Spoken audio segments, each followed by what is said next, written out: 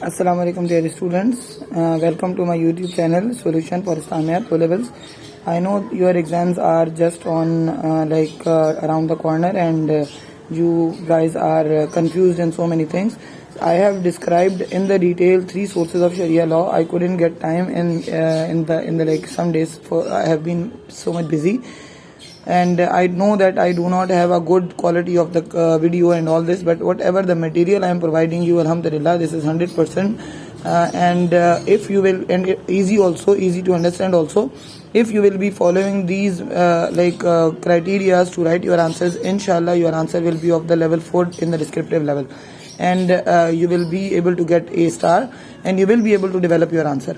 Right, so don't be confused in anything. Now we had done ijma before, the secondary source of Sharia law, but now we are approaching towards qiyas. Qiyas is the 4th source of Sharia law, or the secondary source of Sharia law. Right, when we talk about qiyas, the same conditions which are followed by ijma, they will be followed by qiyas also. Right, means that when you are supposed to perform qiyas, then Quran, Sunnah and Ijma are silent. So you are supposed to perform qiyas. So what is the literal meaning of qiyas? First of all, we should know what is the literal meaning of qiyas. The literal meaning of qiyas is comparison. Means comparing one command to another command and then taking out the result for that. Now we should know that which comparison of what.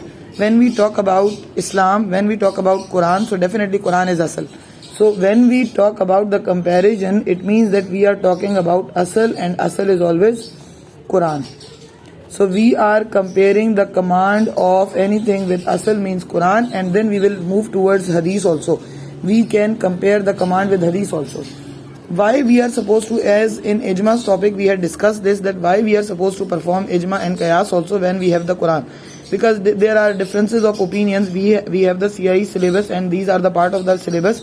So whether you are agreed or not, whether I am agreed or not, we have to learn this topic and we have to write an exam. So without being biased, just focus on this topic, that instead of putting yourself into these difficulties, that why we are performing ijma when we have Quran and Sunnah, why we are performing qiyas when we have Quran and Sunnah.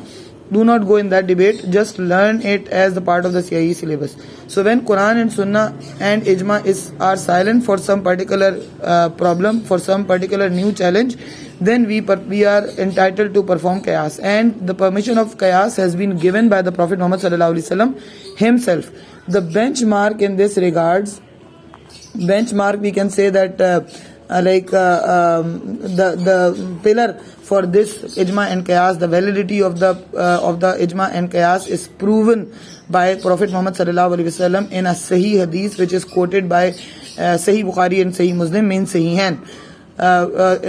Which hadith is called Hadith Muaz bin Jabal. We call this hadith Muaz bin Jabal. So in Hadith Muaz bin Jabal, Prophet Muhammad sallallahu alaihi wasallam sent Hazrat Muaz bin Jabal towards Yemen, and as a judge, as a qazi, and he asked them that how will you take the decision? Then Hazrat Muaz answered that I will be taking the decision through Quran. Then our Prophet answered that if you will not be able to find something in Quran, then what? He answered that through your Sunnah.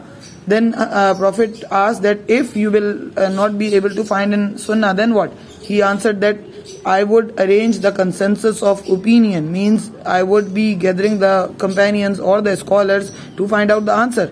Then Prophet sallallahu alaihi wasallam said that if still you will be unable to do that, then Hazrat Muaz bin Jabal answered that I will use my own ijtihad. So ijtihad is basically qiyas. So Prophet sallallahu alaihi wasallam answered that may Allah send blessings upon you, that Allah has guided you. Praise be to Allah, that who has led his messenger to a solution that please him.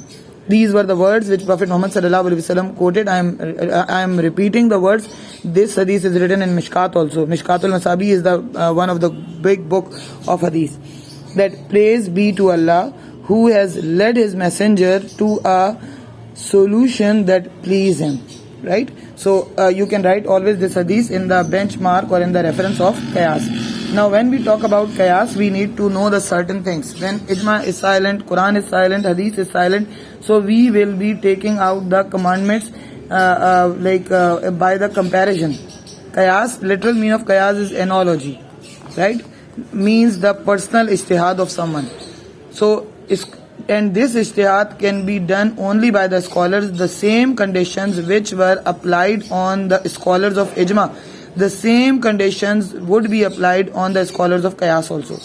Means they must be, the scholars who are performing qiyas, they must be righteous, pious, they should be well versed with Quran and Sunnah, and they should be having the command on Quran and Sunnah. They should not be famous as a liar, and they would be the practicing Muslims. All those conditions which are followed by the scholars of ijma, they must be followed by the scholars of qiyas also. But ijma is the consensus of opinion of the group of the scholars, but qiyas is the consensus of, it is not basically the consensus of opinion, this is the decision of the one scholar, but by the Quran. Whether the decision is taken by the one scholar, but it is proven from Prophet Muhammad sallallahu alaihi wasallam, he gave the permission for this, and a companion did this qiyas. We can relate one example. When the Treaty of Hudaybiyah happened, when Hazrat Ali radiallahu ta'ala, you can always write this example as the permission of qiyas, as the validity of qiyas. When Hazrat Ali, because you all know this example, do not put yourself into the difficulty, write the easy examples which you have learned before. So Treaty of Hudaybiyah is the part of your syllabus. You have already prepared that for the paper 1. So you can always write this example. When Hazrat Ali was writing, he was the scribe of the Treaty of Hudaybiyah. When he was writing the Treaty of Hudaybiyah, he started with the name of Allah and Prophet Muhammad ﷺ as the messenger of Allah. Suhail bin Amr said to him that if we would be believing him as a messenger of Allah, why we are stopping you from Umrah? Why we are sitting here? So do not write that Muhammad is the messenger of Allah. So he wanted Hazrat Ali to remove the name of Prophet Muhammad ﷺ as the messenger of Allah, but Hazrat Ali used his own qiyas. His ijtihad was not giving him permission to remove the name of the Prophet Muhammad ﷺ as the messenger of Allah. He denied that, he refused that, he did not remove it. So Prophet Muhammad ﷺ gave his silent approval on that. He did not force Hazrat Ali that you should remove that. He just removed it by himself, because he was ummi, he was unlettered, he couldn't find out that where his name is written. He asked Hazrat Ali that where it is it written. Then Hazrat Ali indicated it, and Prophet ﷺ removed it by himself. So it was the qiyas of Hazrat Ali which Prophet Muhammad ﷺ accepted, and he did not force him, and even later on he did not say anything about it, that why didn't you remove it. It gives us the clear picture that qiyas was allowed. The hadith of Muaz bin Jabal also, and Treaty of Hudaybiyah, example of Treaty of Hudaybiyah also, right? So qiyas, sometimes qiyas leads towards ijma also, many times, but not sometimes. Qiyas leads towards ijma also, because it was the qiyas of Hazrat Umar alone that we should compile the Quran after the martyrdom of many Hufaz. We should compile the Quran. So that was the qiyas of Hazrat Umar alone, but it led towards ijma, because all other companions agreed on the point of Hazrat Umar that yes, he is right. If we will not be compiling the Quran could be corrupted or lost like the previous scriptures. So they compiled the Quran in a form of a book, and it had become an ijma. So sometimes or many times you can say qiyas can lead towards ijma also, right? Now how we can use the verses of the Quran for the qiyas? If I will be giving you examples, you will be able to connect it very easily. For example, there are 4 elements of qiyas. Asal, you need to know them. Asal, far, ila, and last is hukum. Now when you say asal means original, origin means Quran or Sunnah, right? For new challenge which we are facing right now. And definitely ijma and qiyas both are for the growth of Islam. So you should know that we are facing the new challenges like every time, and we need to take out the solution. If there will not be ijma and qiyas, we would be unable to find the solution, and Islam, the growth of Islam could be stopped. People could say that Islam is the religion which is 1400 years ago, and now it cannot be implemented. So we cannot give this chance to anyone to say this. Ila is reasoning, root cause. What is the reason for particular command? Root cause. We can call it root cause or the reasoning. and then hukum is end result, which we call fatwa also. Now we usually use the word fatwa, that fatwa has been placed for certain thing. So we can use this word fatwa also for that hukum, right? Now what is asal? Asal is Quran or hadith, they both can be the asal. Now Allah says in Quran, we can use this verse as the benchmark. First we will take the Quran. In Quran Allah says that, O believers, I will write this reference in the description. If you will not be able to understand through my voice, you can always copy from the description, right? Allah says in Quran, O believers, Ya ayyuhalladhina amanu idha nudiya lis-salati min yawmil jum'ati fas'au ila dhikrillahi wa dharul bay'. This is the verse of the Quran, Suratul Jummah. O believers, when you are called for the Jummah prayer, hasten towards the prayer and leave the trade. Now this is asal. This is the verse of Quran. Now what is the new challenge which we are facing? What is the far? The new challenge which we are facing is, like on the day of Jummah, Allah is asking us to stop the trade only. Leave the trade, stop the trade, but only trade. Allah did not mention anything else. So we are comparing this, like if nowadays in this contemporary world, if somebody is keeping any get together during the time of Jummah, or they are keeping any party or any nikah or any other thing during the time of Jummah, is it permissible or is it halal or haram? So we will turn our attention towards the asal, that why Allah made the trade prohibited during the time of Jummah.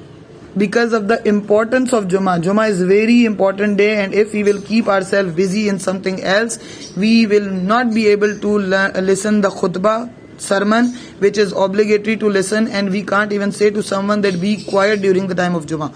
So this is imperative to listen the khutbah. If we will not be paying attention towards khutbah, our Jummah salah is also not completed. There are certain conditions for Jummah prayer.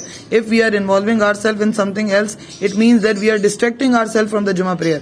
So we found the root cause, the reason of the trade to be stopped on the day of Jummah is not to keep ourselves busy from Jummah prayer. Means we are not supposed to distraction. It means we can say that distracting. We are not supposed to be distracting through any other thing on the day of Jummah. Right? So we found the root cause, that reasoning is not to be involved in anything which would distract us from the Jummah prayer. So we found the reason. Now, end result, the fatwa, the hukam, the came that anything which would involve you, which would make you busy from the Jummah prayer, you are not supposed to do that. That thing is prohibited as per the Quranic command. This is the easiest example which I am giving. I know that you are using so many notes in which the fetus example is giving, the grandmother example is giving, that marriage is not allowed with the grandmother, marriage is not allowed with the granddaughter, and blah blah blah. Do not put yourself in the difficulty, beta. You are not going to get extra marks for writing the difficult example. You are going to get the marks only in combo when you will be able to elaborate one proper example from Quran in detail, which is understandable, which is as per your level, means 13, 14 or 15 years old student. Right? So they are not requiring you to write the most difficult examples and then they would be giving you the distinction. It is not going to happen. So please make things easy for you, which are easy to remember. Now another example we can associate here from the hadith. We have done from Quran. Now we can associate from hadith also. In hadith, Prophet said that wine is musakkar. Musakkar means intoxicated, right? And every intoxicated thing is prohibited. I will write this hadith also in the description, that wine is intoxicated and every intoxicated thing is prohibited. That time there were no other brands, or there were no other drugs and these things. Only wine was there. People used to drink wine only an alcoholic drink which used to cause the intoxication, that was wine. So Prophet mentioned the word wine here. But what about now? Now we have so many other kinds of this also. Like people use brandy or whiskey or some other things, like I don't even know the names, champagne, or I don't know I'm pronouncing them right or wrong, but you might know better because you are more advanced than me. So there are some drugs which are people using. So these drugs are giving the same effect as intoxication. When we came to know, same as we saw the asal,